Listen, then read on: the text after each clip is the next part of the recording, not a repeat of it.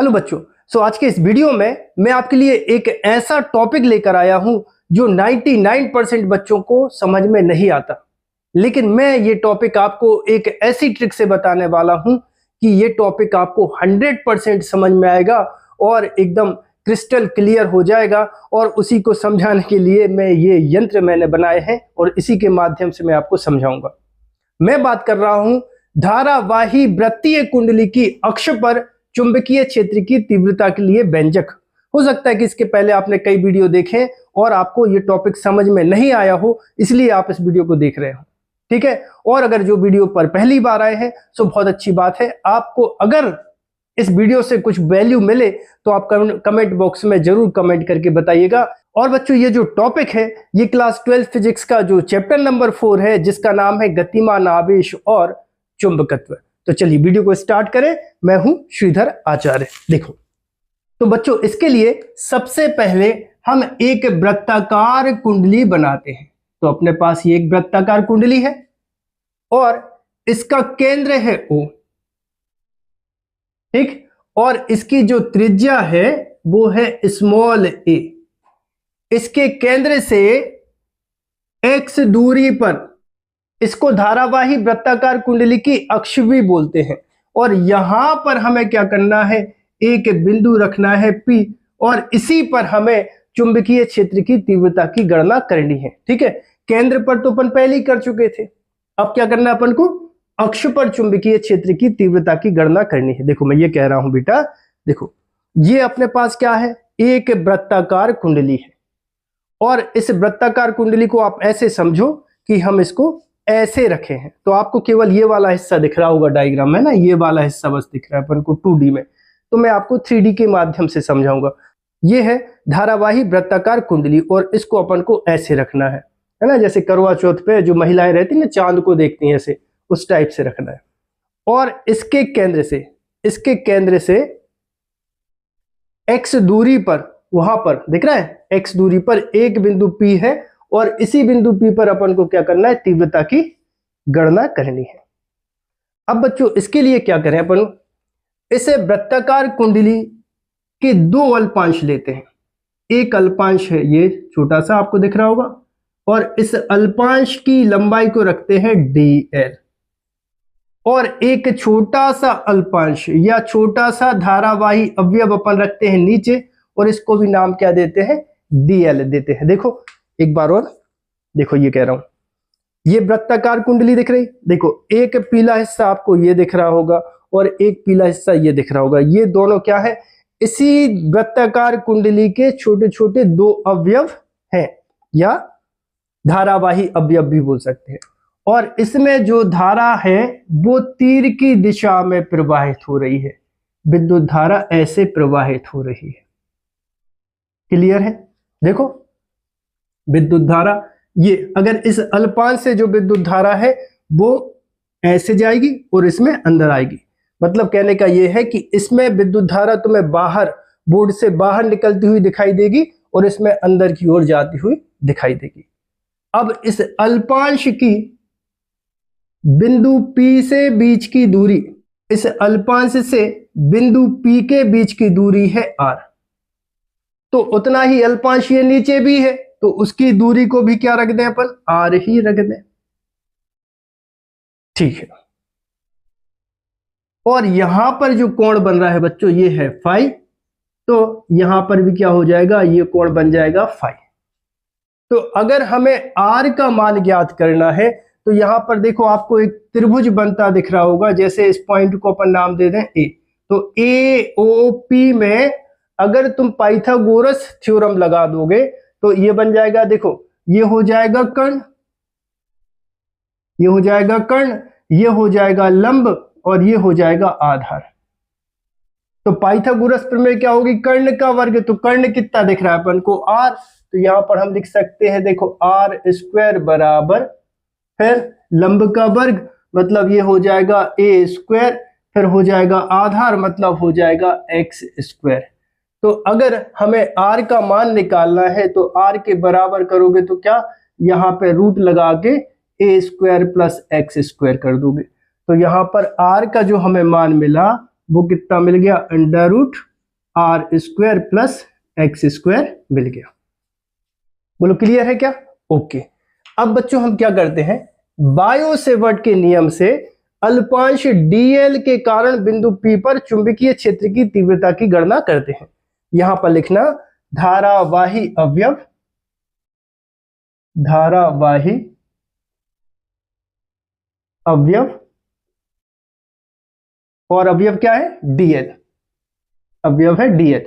इसको अपन अल्पांश भी बोलते हैं, अल्पांश भी बोल सकते हो। अल्पांश के कारण बिंदु P पर, बिंदु P पर चुंबकीय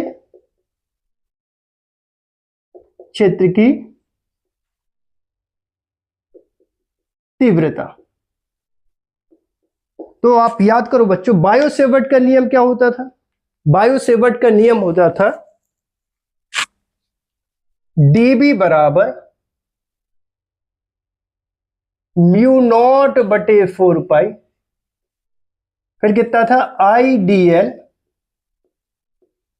sin θ/r²। ठीक है सॉरी। अब यहां पर जो थीटा देख रहे हो, जहां थीटा बराबर, जहां थीटा, ऐसे लिखो, जहां थीटा धारा वाही अवयव और आर वेक्टर के, धारावाही अवयव क्या है? dl, dl, और आर वेक्टर के बीच का कोण है। बात समझो, यहां पर क्या दिख रहा है? dl दिख रहा है, एक छोटा सा अल्पांश दिख रहा होगा, और अपन ने क्या, यहां पर चुंबकीय क्षेत्र की तीव्रता की गणना करनी है। देखो मैं बताऊं तुम्हें, समझाओ। देखो ये है अल्पांश, आपकी साइड देख के बताओ, ठीक है? ऐसे ये है अल्पांश, देखो ये है अल्पांश, दिख रहा है येलो कलर से, ये है अल्पांश। तो अपनी जो कुंडली है वो ऐसे रखी है, देखो कुंडली कैसे रखी? ऐसे। और जो आर है वो है ऐसे, ये है ऐसे। कितने डिग्री का कोण बनता है दिख रहा है? देख के बताओ जरा, कितने डिग्री का कोण बन रहा है? देखो ये है अल्पांश, देखा येलो कलर का, ये है अल्पांश और ये है आर। तो अगर तुम देख रहे हो तो यहां पर जो कोण बन रहा है वो बन रहा है 90 डिग्री का। भाई अल्पांश है ऐसा तुम्हारी साइड, अल्पांश की दिशा है तुम्हारी साइड, और ये है आर वेक्टर रेड कलर से दिख रहा है। तो थीटा कितना बनता दिख रहा है? 90 डिग्री बनता हुआ दिख रहा होगा। तो यहां पर थीटा बराबर अपन कितना रख देंगे? 90 डिग्री रख देंगे। क्लियर है? क्या बोला मैंने? ये है अल्पांश। अल्पांश की बात दिशा होती है जिस दिशा में उसमें धारा प्रवाहित होती है। भाई इस टुकड़े को यहां से उठा के ऐसे रख लो और आर को ऐसे रख दो, कितने डिग्री का कोण बन गया? 90 डिग्री का। तो यहां थीटा बराबर कितना रखोगे? 90 डिग्री। तब ये हो जाएगा dB बराबर μ0/4π IDL, फिर आ जाएगा साइन 90 बटे हो जाएगा r²। क्लियर है? अब साइन 90 का मान कितना होता है यहां पर लिखना, चूंकि साइन 90 बराबर कितना 1, तो ये हो जाएगा dB बराबर μ0/4π फिर कितना हो जाएगा IDL, और यहां पे आ जाएगा 1 बटे कितना हो जाएगा r²। अब देखो बच्चों, ये जो चुंबकीय क्षेत्र निकला है वो इस धारावाही अवयव के कारण बिंदु P पर निकला है, और जो चुंबकीय क्षेत्र है वो एक सदिश राशि है। तो ये तो परिमाण हो गया, लेकिन इसकी दिशा क्या होगी? इस बिंदु P पर जो चुंबकीय क्षेत्र बना है इसकी दिशा क्या ज्ञात होगी?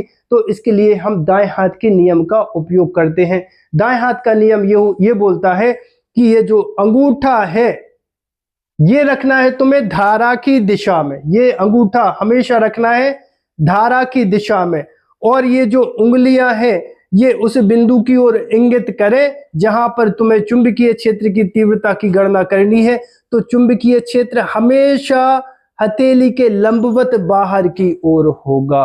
देखो यहां पर ये जो तुमने अल्पांश लिया है, देखो जैसे ये तुमने अल्पांश लिया, इस पे तुम्हें एक रेड कलर से एरो बनता हुआ दिख रहा होगा। तो ये प्रदर्शित कर रहा है किसकी, विद्युत धारा की दिशा को। तो विद्युत धारा आपकी साइड आ रही है, विद्युत धारा आपकी साइड आ रही है, ठीक है, विद्युत धारा आपकी साइड आ रही। तो ये यहां पर देखो ये विद्युत धारा की दिशा को प्रदर्शित करेगा, है ना, ये आपकी साइड आ रही ना विद्युत धारा। और उंगलियां उस बिंदु की ओर संकेत करें जिस पर हमें चुंबकीय क्षेत्र की गणना करनी है। तो वो क्या रहेगा, बिंदु P। देखो धारा की दिशा आपकी साइड, उंगलियां उस बिंदु की ओर मतलब P की ओर, तो चुंबकीय क्षेत्र हथेली के लंबवत बाहर की ओर होगा, मतलब ये होगा चुंबकीय क्षेत्र dB। बोलो क्लियर है? क्या बोला मैंने, ये है धारावाही अवयव आपकी साइड। तो ये रखा अपन ने अंगूठा, उंगलियां कहां रहेंगी, जिस बिंदु पर चुंबकीय क्षेत्र ज्ञात करना है। तो चुंबकीय क्षेत्र हथेली के लंबवत बाहर की ओर होगा, मतलब यहां पर 90 डिग्री का कोण बनना चाहिए। क्लियर है? अब ऐसे यहां पर देखो धारा जा रही है अंदर की ओर, धारा जा रही है अंदर की ओर, उंगलियां क्या रहेंगी, चुंबकीय क्षेत्र के बिंदु P पर। तो यहां पर चुंबकीय क्षेत्र की तीव्रता की दिशा क्या रहेगी, इसके लंबवत नीचे की ओर, dB वेक्टर। ठीक है, अब इसके बाद आपको क्या करना है बच्चों, इसको यहां से एक लाइन खींच दीजिए और इसको आगे बढ़ा दीजिए। ठीक है, पेन का कलर शायद दिख नहीं रहा होगा, मैं डार्क कर दे रहा हूं। यहां पर ये बोल रहा हूं इसको ऐसे कर दो, एक लाइन खींच दो और इसको यहां पर ऐसे। अब ये अगर फाई है, ये अगर फाई है तो ये कितना हो जाएगा, 90 माइनस फाई हो जाएगा। तो ये कितना बनेगा, ये फाई बन जाएगा। ऐसे यहां पर ये कितना है फाई, ये 90 माइनस फाई, तो ये कितना हो जाएगा, फाई हो जाएगा। ओके, अब देखो थीटा के साथ वाला कंपोनेंट, इस डीबी के दो कंपोनेंट कर लेते हैं। थीटा या फाई के साथ वाला कंपोनेंट क्या होता है, डीबी कॉस फाई, और ये क्या होगा, डीबी साइन फाई। ये देखो थीटा के साथ वाला डीबी कॉस फाई, ये वाला डीबी, ये वाला डीबी साइन फाई। तो ये क्या हो गई, इसे डीएल के कारण जो बिंदु P पर जो चुंबकीय क्षेत्र बना था उसके कंपोनेंट है, और यहां पर ये जो नीचे डीएल है उसके कंपोनेंट यहां पर अपन ने नीचे बना दिए हैं। ठीक है, वीडियो की क्वालिटी कैसी आ रही है? अब आगे देखो बच्चों, ये जो चुंबकीय क्षेत्र डीबी है, चुंबकीय क्षेत्र डीबी को दो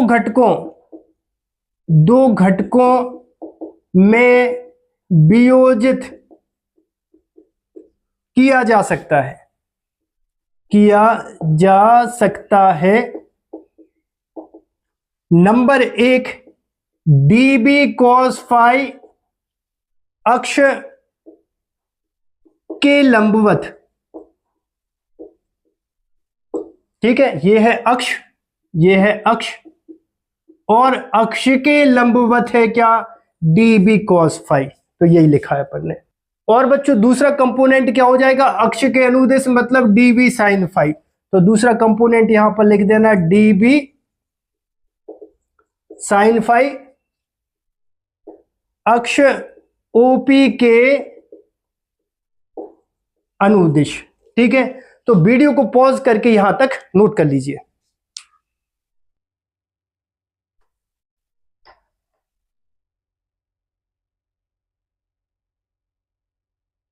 अब देखो बच्चों, इसके बाद तुम्हें कुंडली के ठीक निचले सिरे पर एक और अल्पांश दिख रहा है, कौन सा? डीएल। तो लिखना कुंडली के ठीक निचले सिरे पर स्थित धारावाही अवयव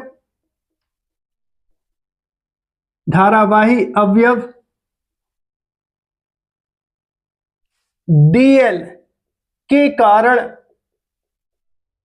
उत्पन्न चुंबकीय क्षेत्र, तो इसको बच्चों अपन क्या लिखेंगे? देखो, जितना अल्पांश ये है उतना ही अल्पांश ये है, इसकी दूरी भी आर है, इसकी दूरी भी आर है, इसकी अक्ष भी क्या है? एक्स है, तो इतना ही चुंबकीय क्षेत्र उत्पन्न करेगा। तो इसको भी लिखना dB इक्वल म्यू नॉट बटे 4 पाई IDL बटे हो जाएगा आर स्क्वायर। और इसके भी दो घटक बनाए अपन ने, देखो ये वाला घटक है dB cos फाई और ये क्या है? dB sin phi. तो यहां पर लिखना इस चुंबकीय क्षेत्र को भी दो घटकों में वियोजित किया जा सकता है। Number 1 dB cos phi, number 1 dB cos phi अक्ष OP के लंबवत, अक्ष के लंबवत, ठीक है, ये है अक्ष और ये लंबवत। दूसरा dB sin फाई अक्ष OP के अनुदिश, अक्ष कौन सी है? ये OP, यहां पे P लिखा था, P पॉइंट, ये अक्ष OP के अनुदिश क्या है? dB sin phi. तो तुम साथ में देख रहे होगे, काम की बात अब आ गई है, ध्यान से सुनो। अब तुम देख रहे होगे कि dB cos फाई और dB cos फाई तो एक दूसरे के लंबवत है और विपरीत दिशा में है। देखो ये है dB cos फाई ऊपर और ये है dB cos फाई नीचे, तो ये दोनों कंपोनेंट मतलब घटक एक दूसरे के प्रभाव को खत्म कर देते हैं, ये दोनों एक दूसरे के प्रभाव को खत्म कर देते हैं। और dB sin फाई, ये वाला dB sin phi, dB sin phi क्या हो जाएंगे? प्लस हो जाएंगे। तब बिंदु P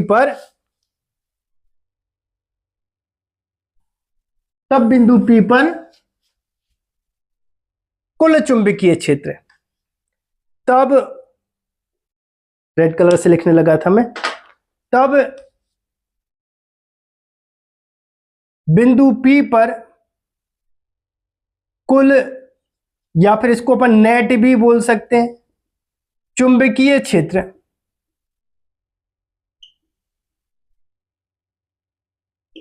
तब ये बनेगा बच्चों, अब अपन लिखेंगे क्या? B, और B इक्वल क्या होगा? यहां पे टोटल को बताने के लिए अपन ने समाकलन का चिन्ह लगा दिया और यहां पे कितना आ जाएगा? dB sin phi.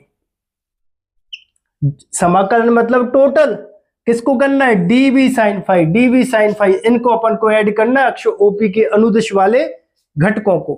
तो ये कितना बनेगा? B बराबर इंटीग्रेशन dB की वैल्यू अपन ने निकाली थी, ये निकाली है ये, तो कितनी रख दें अपन? म्यू नॉट बटे 4 पाई, फिर कितना हो जाएगा? IDL बटे होगा आर स्क्वायर और इंटू करके आ जाएगा कितना? Sine phi.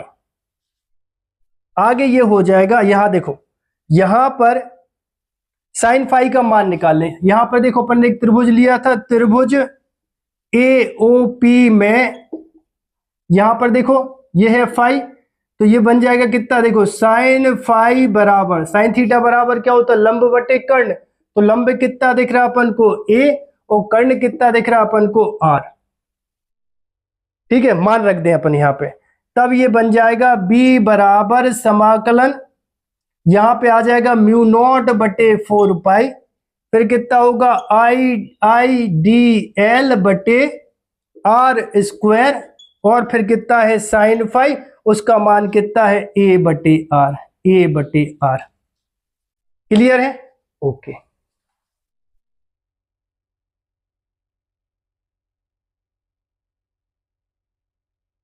अब बच्चों इसके बाद जो जो अचर राशियां उनको बाहर रखो, तो ये बनेगा देखो b बराबर म्यू नॉट बटे 4 पाई, फिर कितना है आई ए बटे आर क्यू। देखो ये आर एक ये है और एक ये है, बेस इक्वल हो गए तो घाते जुड़ जाती है। सो 2 और 1 कितना हो जाएगा 3। सो आर क्यू और यहां पर का बचेगा समाकलन, और फिर कितना हो जाएगा डीएल, तो यहां पे आ जाएगा डीएल। ठीक है, सब कुछ सही लिखा अपन ने, आई बटे आर क्यू। ठीक है, तो अब यहां पर देखो डीएल मतलब क्या हुआ, सम मतलब टोटल।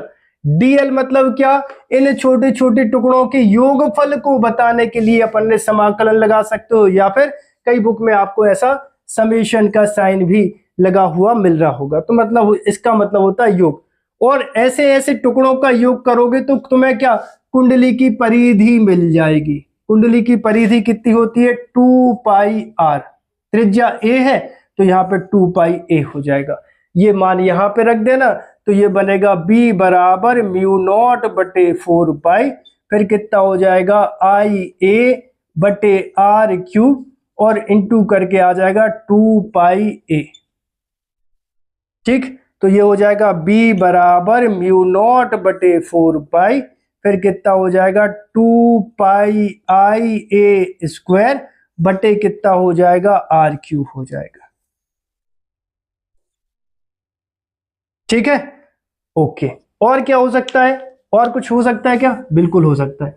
यहां पर तुम अगर चाहो, अगर तुम यहां पे चाहो तो इसमें पाइथागोरस थ्योरम अपन ने लगाई थी क्या, आर स्क्वायर बराबर ए स्क्वायर और प्लस कितना था एक्स स्क्वायर, यही थी पाइथागोरस थ्योरम। तो अगर आर के बराबर का किया था तो कितना आ गया था, a square plus x square to the power 1/2 आ गया था। और इस पे क्या था, इस पे था यही तो रूट उस साइड चला गया। ठीक है, तो यहां पर अगर क्यू करोगे तो यहां पे भी क्या हो जाएगा, क्यू हो जाएगा। तो यहां पर आर क्यू की जो वैल्यू है वो कितनी मिल जाएगी, a square plus x square whole 3/2। तो अगर तुम चाहो तो इसको ऐसे भी लिख सकते हो, क्या लिख सकते हो, b बराबर म्यू नॉट बटे 4 पाई, फिर कितना 2 पाई आई ए स्क्वायर बटे हो जाएगा आर क्यू की वैल्यू क्या निकाली तुमने, ये निकाली है a square plus x square to the power 3/2, और इसका मात्रक होता है टेस्ला। और यदि कुंडली में ऐसे बहुत सारे फेरे हैं, यदि कुंडली में फेरों की संख्या n हो, तो इसको लिख सकते हो क्या, b बराबर म्यू नॉट बटे 4 पाई, फिर कितना हो जाएगा 2 पाई एन आई, लपेटा यहां आ जाएगा 2 पाई एन आई, फिर हो जाएगा ए स्क्वायर बटे कितना हो जाएगा a square plus x square to the power 3/2 हो जाएगा, और इसका मात्रक क्या होगा, टेस्ला होगा। ठीक है बच्चों, तो ये धारावाही वृत्ताकार कुंडली के कारण उसकी अक्ष पर चुंबकीय क्षेत्र की तीव्रता के लिए व्यंजक है। तो आई होप आप सभी को वीडियो पसंद आया होगा। यदि आप सभी को वीडियो पसंद आया हो तो चैनल को सब्सक्राइब करें, वीडियो को लाइक करें और वीडियो को अपने दोस्तों के साथ शेयर करें। मिलते हैं बच्चों अगले वीडियो में।